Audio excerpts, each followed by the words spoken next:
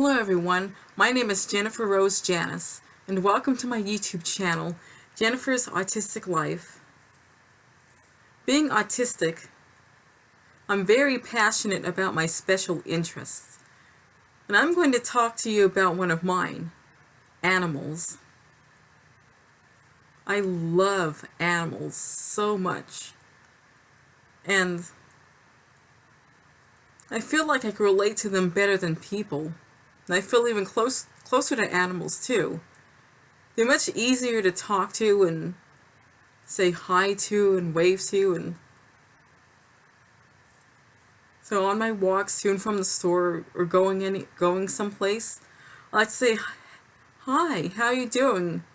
Hope you're having a nice day." Well, or I talk to a squirrel, "Hi, aren't you bright-eyed and bushy-tailed this morning?" I mean, I love doing that. It just makes my day.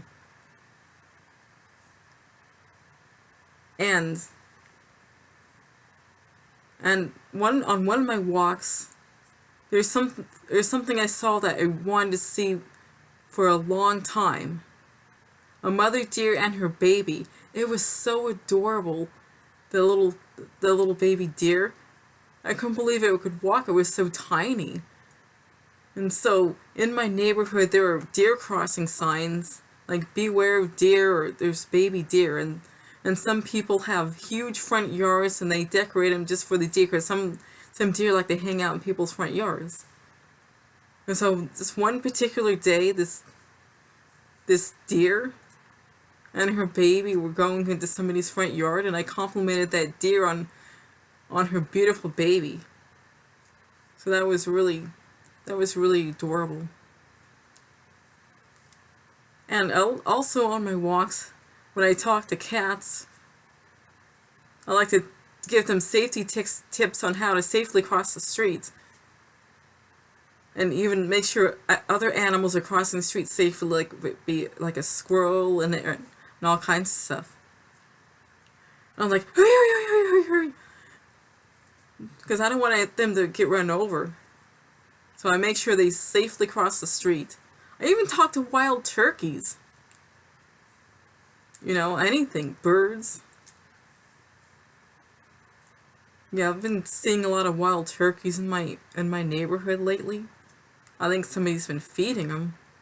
I mean, they don't bother me. I've seen some instances where turkeys were terrorizing a neighborhood, but they pretty much, mind their own business. Stay in their packs. And I really love, just watching the animals. I especially love watching the squirrels when I'm going somewhere. I like how they seem to play tag with each other, chasing each other. It's amazing how they go from tree to tree, or jump off from tree to a house. It's like they're the original masters of parkour. They are. I don't know how they do that and just, really fast, like it's nothing. They just make it so easy. And one time I saw a squirrel eating a potato chip. And it was really hot that day, and, I wish I had some water. It was a summer day, and I was waiting for the bus. There was such a cute little squirrel.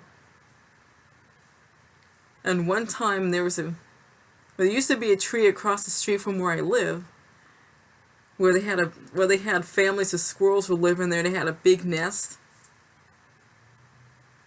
And one time I was walking, and a squirrel threw out a pine cone, and it missed my head.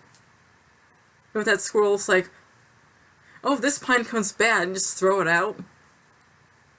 And another time, I felt something on the back of my neck, and this squirrel was eating a pine cone in that same tree, and I got bits of pine cone down the back of my neck.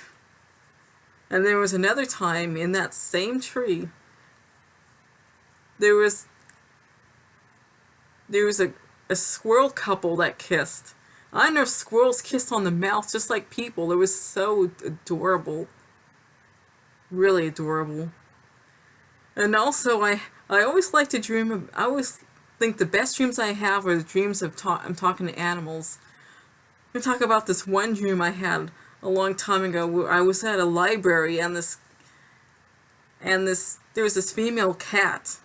I think she was a gray tabby, and she wore a purple dress, and she was really angry because she had her nails done and it was horrible, and she said, "Look at these claws! Just look at these claws! I'm gonna sue." It was horrible. She had red nail polish on her claws and around the fur on her claws too. Oh, that was hilarious. Like, I guess she had to vent to somebody. It was interesting she vented to me. So that's, those are the type of dreams I have sometimes with cats. Well, there's one encounter I had, walking to a store one day. I think it was two, I don't know, it was two or from a store where I saw this little dog. It must have gotten out of somebody's home or something. It's a small dog.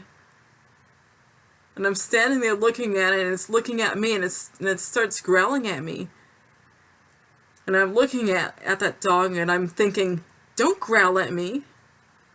And it read my mind, because all of a sudden, it went, it just like that. It read my mind. It knew I didn't want him to growl at me. I mean, I didn't have to say anything to that dog. It was amazing that a dog can read your mind. So that was pretty interesting. So, anyway, that's all I have to say. And thank you for watching Jennifer's Autistic Life.